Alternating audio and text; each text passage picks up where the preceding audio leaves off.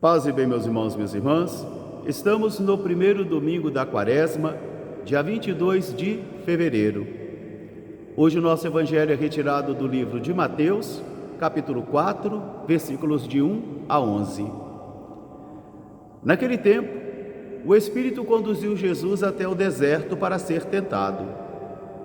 Jesus jejuou 40 dias e 40 noites e teve fome. Eis que de repente se manifesta para ele o demônio e lhe diz: estás com fome, veja essas pedras, façam com que elas se transformem em pães. Mas Jesus disse: também está escrito na palavra de Deus: o homem não vive somente de pão, mas também da palavra que sai da boca de Deus. O Espírito então conduziu Jesus até o mais alto do templo de Jerusalém, a cidade santa, e recordou a ele as Escrituras que diz: o Senhor te protegerá e encarregará aos anjos para que nada te aconteça. Veja se isso é verdade. Atira-te daí, para ver se ele te cuidará. E Jesus também respondeu ao tentador: também está escrito na palavra: não tentarás o Senhor teu Deus. Depois disso, o Espírito então conduziu Jesus a um alto monte e mostrou para ele todos os reinos, todas as riquezas, e lhe disse: se te prostrares diante de mim e me adorares, tudo isso te pertencerá. Mas Jesus também disse: está escrito também na palavra de Deus: adorarás somente ao Senhor teu Deus. Naquele instante, o espírito mau partiu e os anjos vieram e serviram a Jesus. Palavra da salvação. Meus irmãos e minhas irmãs, hoje nós estamos diante de grandes tentações. As tentações que vivem em meu interior e as tentações que eu também creio que vivem em seu interior. Porque são as grandes tentações que pertencem à natureza humana, à nossa fraqueza humana. Já na primeira leitura de hoje do livro do Gênesis, nós encontraremos uma grande proclamação ou uma grande afirmação da nossa fé. Deus nos criou frágeis do barro, mas soprou em nossas narinas o Espírito de vida, o Espírito que vivifica, que dá força, o Espírito que nos faz reconhecer a Deus. Mas na segunda leitura da carta aos Romanos, o apóstolo Paulo vai nos recordar que nós carregamos esse grande dom, que é o Espírito de Deus em vaso de argila, quer dizer, em nossa fraqueza humana. A primeira leitura do livro do Gênesis, nós encontramos o tentador também tentando a Eva. E tentando a Eva em tentações que pertencem à minha natureza humana e também à sua. Porque ele começa com uma mentira. E ele começa dizendo: é verdade que o Criador disse que vocês não podem comer de todos os frutos do jardim? Isso é mentira, porque o Senhor havia dito que podia comer de todos menos de um, da árvore do bem e do mal. Então, a serpente esperta, o tentador esperto, vai dizer a Eva: sabe por que ele te proibiu?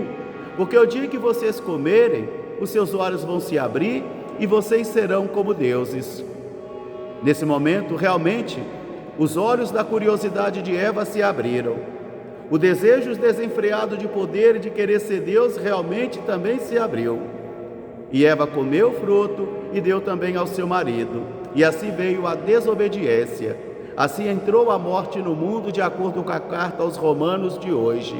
Assim entra a morte no mundo pela desobediência de um homem. E nós participamos também dessa natureza decaída. Por isso nós carregamos o grande dom de Deus em vaso de argila. E o apóstolo vai recordar na carta aos Romanos: se por um entrou a morte e a desgraça, por um outro mais poderoso ainda, por causa de sua graça, nos veio a redenção, nos veio a salvação. Onde abundou o pecado, superabundou a graça em Jesus Cristo, o Santo de Deus. Por isso é nele que nós encontramos redenção. É nele que nós vamos encontrando a iluminação para a nossa vida e vamos também tendo força para combater o mal. Vamos ao deserto com Jesus porque ele está jejuando 40 dias e 40 noites e teve fome. Vamos ao deserto com Jesus porque foi justamente nesse momento de jejum que se manifesta para ele também o espírito tentador, o pai da divisão, o pai da mentira, chamado demônio, chamado diabo. E o Espírito conduziu Jesus até aquele deserto para que ele também fosse tentado, não pelo Espírito de Deus, mas por aquele Espírito que está sempre aí tentando a mim e tentando a você, querendo nos desviar do caminho de Deus. Porque todas as vezes que eu e você nos propomos a fazer jejum, nos propomos a levar uma vida de fé mais séria, nos propomos a rezar mais, aí que vem o tentador para nos desmotivar, para nos afastar do Senhor. Porque essa é a arte dele, mentir e enganar. Sempre uma mentira e um engano, sempre o cansaço, outras coisas mais importantes, uma visita que chega, e assim nós vamos protelando tudo, nós vamos abandonando tudo, até que chegamos todos nós também a nos afastarmos do Senhor, a perdermos a força do Senhor e a graça do Senhor santificante. Por isso, é nesse momento que chega o tentador para Jesus e a primeira tentação é a fome. Faça com que estas pedras se convertam em pães, quer dizer, uma religião de vida fácil, uma religião milagrosa e sem esforço, uma vida religiosa sem esforço algum. E Jesus disse: não, também está escrito na palavra, o homem não vive somente de pão, mas também da palavra que sai da boca de Deus.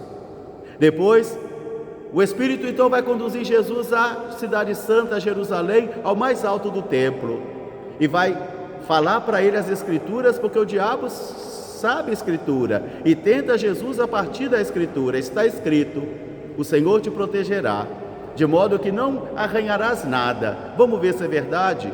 Atira-te daí.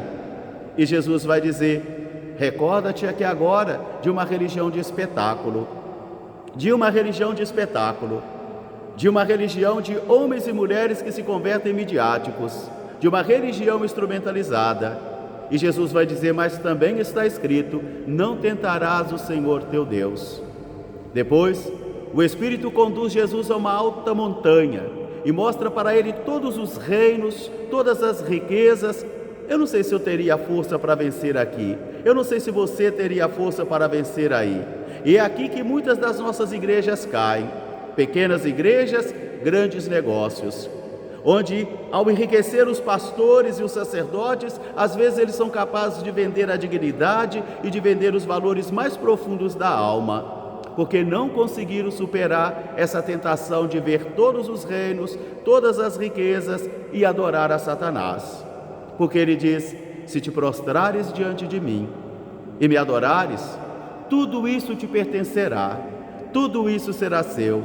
Meus irmãos, minhas irmãs, no mundo materialista, no mundo que o que conta é o que a pessoa tem, essa tentação significa um grande perigo para mim, um grande perigo para você, um grande perigo para todas as igrejas.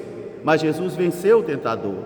Ele também diz: também está escrito na palavra, adorarás somente ao Senhor teu Deus. Jesus venceu o tentador foi vencido, Jesus permaneceu fiel e sozinho, e agora os anjos vêm e servem a Jesus. Que esta palavra de hoje das tentações recorde a mim e a você as nossas tentações pessoais e a graça de Deus que nos foi conferida, nos foi concedida, que é o seu Espírito, a sua graça, e que nós carregamos em vaso de argila. Um grande fraterno abraço para todos, paz e bem, até amanhã se Deus quiser. Grande e magnífico Deus e meu Senhor Jesus Cristo, iluminai as trevas do meu coração, dá-me fé reta, esperança certa, caridade perfeita, sentido e conhecimento, Senhor, para que eu cumpra que eu estou santo e veraz mandamento. Nossa Senhora dos Anjos, rogai por nós. Paz e bem.